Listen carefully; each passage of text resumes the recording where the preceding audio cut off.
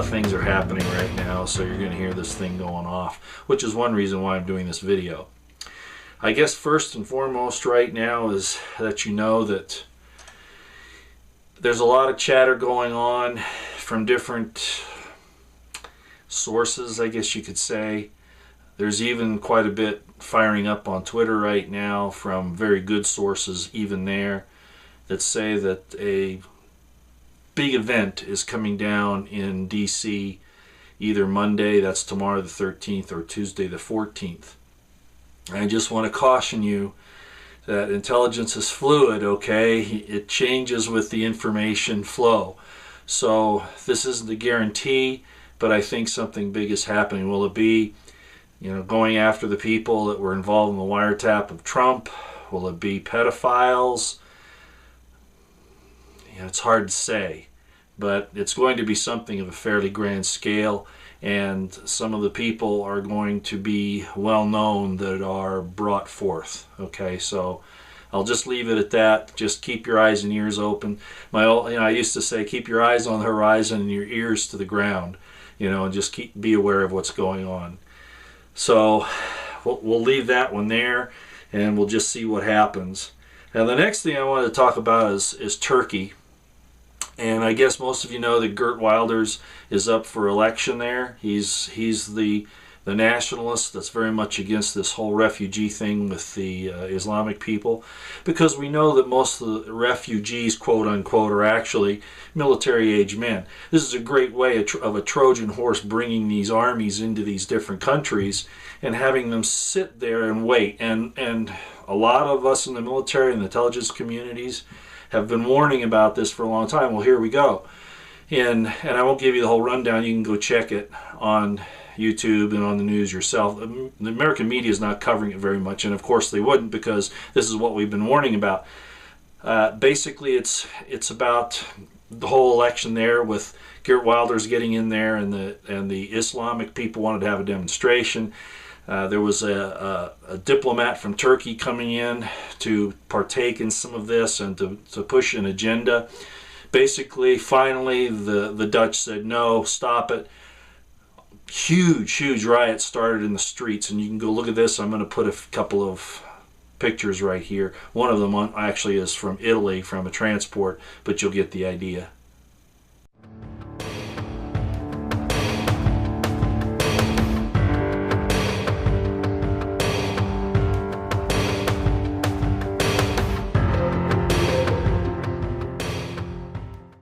Okay, so the point is, now what's happened is because of what the Dutch have done, Erdogan in Turkey has apparently either preparing to or already has started to detain Dutch diplomats. And I don't know the whole story right there. It's kind of ongoing at this point. But what has happened that's very important, and this is the point of my video, the Turks are saying, yeah, we have a 500,000 man army in Holland opposing your 40,000 in your military. Bam, there it is. By the way, bam is a favorite saying of Nurse Patriot on Twitter, so I guess that kind of rubbed off on me, but I think it says a lot. There it is, right in front of you. The very thing that we've been talking about. Matt Bracken, Matt Bracken 48 on Twitter, and also on the web at enemiesforeignanddomestic.com. He's been warning about this for a long time, and here we are. And this could spark some very, very bad things. And of course, that's the plan everywhere. Look what's going on in Sweden, and of course, they're trying to do it here in the United States. And I'm going to have a little bit more to say about that, kind of on a side note, in a few minutes. Congressman King has come out, and he's getting a lot of flack for saying that, we should take care of our own, and we don't want babies from other cultures coming here. And he's getting a lot of flack about that, saying he's a racist, etc., etc. And these leftist Marxists, these Democrats, all of these people will turn everything around. And basically, what King was saying, I know, is, we have our own interests to take care of here. We don't want to bring people in here and them, promulgate and proliferate their culture when we have our own. And that I'm not going to be PC about it. If I want an Arab culture, an Islamic culture, I'll go visit it. Okay, I'm here because this is America and this is what we want. And we don't have to sit here and say, okay, we're going to assimilate everything. We've been going through this multiculturalism for years. And it's all been to get us ready for this and to feel guilty about us wanting to have our own culture. It's funny, they never say that there's something wrong with Mexicans having a Mexican culture. There's nothing wrong with the Japanese having a Japanese culture. There's nothing wrong with Iraqis having an Iraqi culture, or the Somalis or whatever, But it's always America. Oh, you've got to change your culture. No, we don't. And so I think President Trump is right in the way he said this. If you want to come here, you're going to love our values and our people and assimilate. And if you're not up to that, we don't want you. And we're going to kick you out one way or the other. Okay? That's the way it's going to be.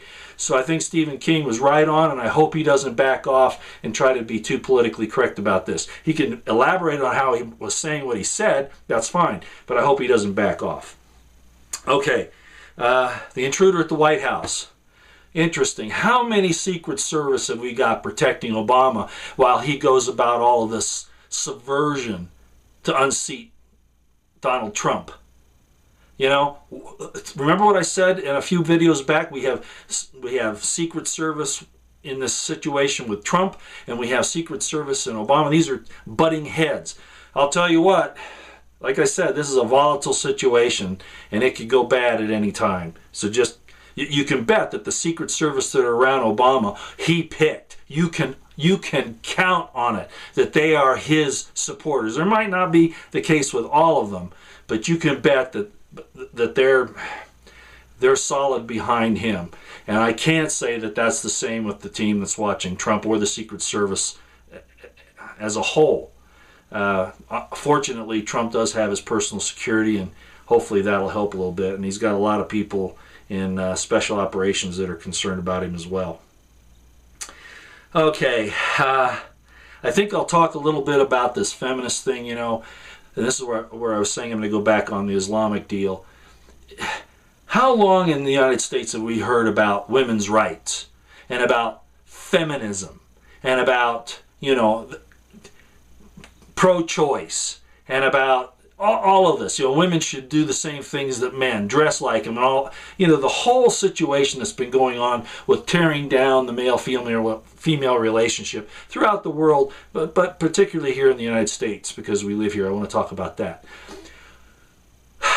Can you believe that the American females, so many of them, are so out of their minds that they've been talking about women's rights and all that, and they're embracing Islam, which chains their women, beats their women, doesn't let them drive. I mean, there are a whole lot in Saudi Arabia. There are a whole lot of things there. The right of a man to beat his wife, why? Over an argument, over a disagreement, whatever. I would never do that. I'd never beat my wife for disagreeing with me on something. As a matter of fact, it's a blessing. I'm not saying I'll always agree, but it's a blessing to have that female input, because the male mind is set in a certain way and the female mind is set in a certain way. So sometimes, most of the time, it's good to have a meeting of the minds and to come to a conclusion based on inputs from both sides. But Islam isn't like that. Now, they're promoting that here in the U.S. with, and I can never get her name right, Sarsour, or however you say it, Linda Sarsour, however it is, Sansour, and all these people that are pushing Islam. They won't even let those women talk like that in those other countries.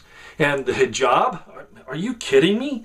Women want to wear that? That's a sign of slavery, of a lower position in society. And worst of all, what about the female genital mutilation? Really? So these women that are like Gloria Steinem and Madonna and Scarlett Johansson, are you kidding me? Are you kidding me? They don't know their own enemies. It's amazing. So anyway, feminism in the United States was wrong to begin with in the way, in my estimation, the way it was implemented. It should have been about the glories of womanhood, not the power of women. It's the wrong situation. I certainly don't go around talking about the power of men. They'll say, well, that's because the institution supports you. Hey, you haven't been in my shoes. You don't know what you're talking about. Okay? The fact of the matter is we should treat everybody right. as we would want to be treated. And that's pretty much what it needs to be, and it doesn't have to be anything more or anything less. So this is a major bait and switch, and it just shows you the herd mentality that has occurred here in the United States. This is dangerous. I hope women will wake up, but I don't know if they will. On that side, I don't know if they will. How could anybody, for instance, I saw this insult towards First Lady Melania Trump, saying that she had all these horrible things inside of her. I'll tell you what, no, she doesn't. She's a self-made woman. She's chosen a great husband and a great life, far above what most of us could get, but the basics she has are there. She has a faith in God. She wept during a sermon in, I forget which church it was, I think it was in D.C., but I'm not sure. And she gave that prayer in the situation there in Melbourne, Florida. No, this lady, there's nothing evil about this lady. There's nothing underhanded or anything. And I'll tell you what, there are thousands of people that would protect her if the left tries to do something to her or her family. Just so you know. Okay, so the last thing that I'm going to cover here, and I wanted to bring this up. I like to end on a spiritual note if I can, and this is definitely one. I had a friend who is very spiritual. He would, some people say, oh, that's crazy, but he would have dreams and visions. And they were always instructive. It was never like, this is going to happen or that's going to happen or whatever. It was always pretty much about his individual life. And that's why they were so important, because that's how God often deals with us. Most of the time, that's how he deals with us. So I want to tell you this dream he had, because it has to do with Donald Trump, in a way. Donald Trump is being assaulted from all sides. He and his family. And really all conservatives, but he's definitely the center point. Attacks on their character, calling them names, accusing them of things they haven't done or ever intended to do, crimes, skullduggery, immorality, impropriety, anything that they can get to keep gnawing at them, okay? Just like demons do in hell to others. That's what this is. They usually do it to themselves, but if there's a really righteous figure, they'll turn on that person and do the same thing because they can't stand them to be how good they are.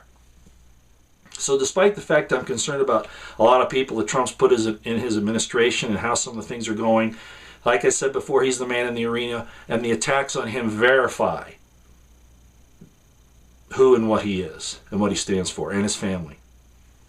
So, my friend had this dream, and he saw Jesus walking with accusers on his right and on his left, calling him foul names. This is, I'm not sure where this was supposed to take place, but the thing that he did was, and Trump is doing this too, not completely, but quite a bit, which has frustrated a lot of us, but I think I understand why. Jesus just ignored them and continued to do what he was going to do. He didn't let all of this side show distract him from where he was going. And I think that's a very important point, because, the evil side is going to try to distract you. And if you have a goal, and it's a righteous goal, you might have to fend them off, but in this case it was that Jesus didn't even give them any credence, any awareness, anything. He just totally ignored them and continued on. So maybe Donald Trump has that in his playbook, in his understanding, and again, we're going to sit back here and pray for him and hope that he's able to pull all this off. Big things probably happening in the next couple days. Keep your eyes on the horizon and your ears to the ground. But there are going to be some people, I think, that are probably going to be revealed in the next few days. Let's pray that that's the case.